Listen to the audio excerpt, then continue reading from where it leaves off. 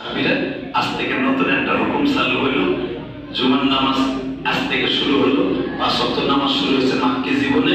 আমার নতুন একটা শরীয়ত আল্লাহ ওয়াজিব করলো, সেটার নাম হলো জুমার নামাজ।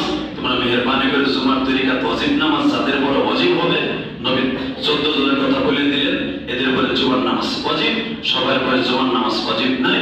অতএব তোমরা ঠিক মতো জুমার নামাজটা যারা পড়বা, এটা আমি নবী বলে গেলাম, যারা জুমার নামাজ ঠিক মতো পড়বা আল্লাহ তাদেরকে একটা কবুল তাদের সওয়াব দান করবে।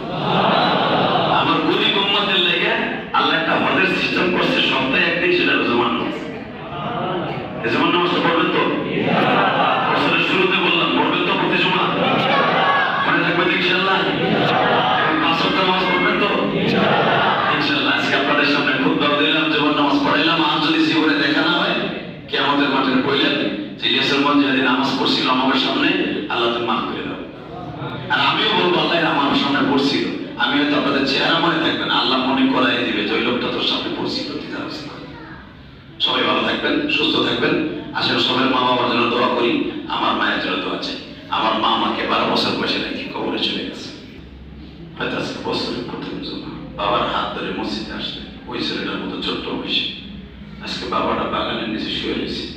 আপনারা আমি বছরের প্রথম জমায় আসছি, বাবাটা কিন্তু চাই রয়েছে আমার বলাটা প্রথম জমায় যাই আমার লেগে কি দোয়া করে, কি দোয়াটা করে। আজকে যে দোয়াটা করবেন ডাইরেক্ট কবরে চলে যাবে।